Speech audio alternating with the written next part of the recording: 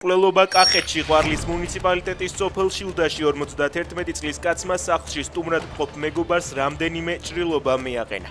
მიღებული დაზიანებებით 48 წლის ნოდარ ასაბაშვილის საავადმყოფოში მიყვანამდე გარდაიცვალა. მთავარი ამბები კახეთიდან წერს, რომ დაპირისპირება მათ შორის ახალი წლის ღამეს ეჭვიანობის ნიადაგზე დაიწყო.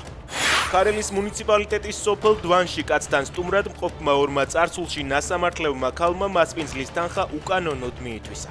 კაცი 112-ში დარეკვას ცდილობდა, როცა მას ტელეფონი გასტაცეს, თანხა მოიპარეს და ადგილიდან მიიმალნენ. დაკავებულები არიან 25 და 35 წლის ქალები. ფილსადენით რუსული გაზის ექსპორტი ევროპაში 44%-მდე შემცირდა და ბოლო 10 წლეულების ყველაზე დაბალ ნიშნულს მიაღწია, მონაცემებს როიტერსი აქვეყნებს. მიზეზი უკრაინის მარშრუტის დახურვა და ევროკავშირის მიერ რუსეთიდან წიაღისეული საწვავის იმპორტის თანდათანობით შეწყვეტაა. უკრაინელებმა რუსეთში ორიოლის თბოელექტროსადგურსა და ენერგეტიკულ ობიექტზე სარაკეტო იერიში უკვე მესამედ მიიტანეს. თავდასხმის შედეგად გათიშულია ელექტროენერგია.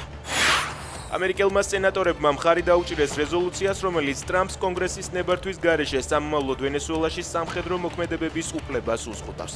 კონგრესმა რეზოლუცია 52 ხმით 47-ის წინააღმდეგ მიიღო.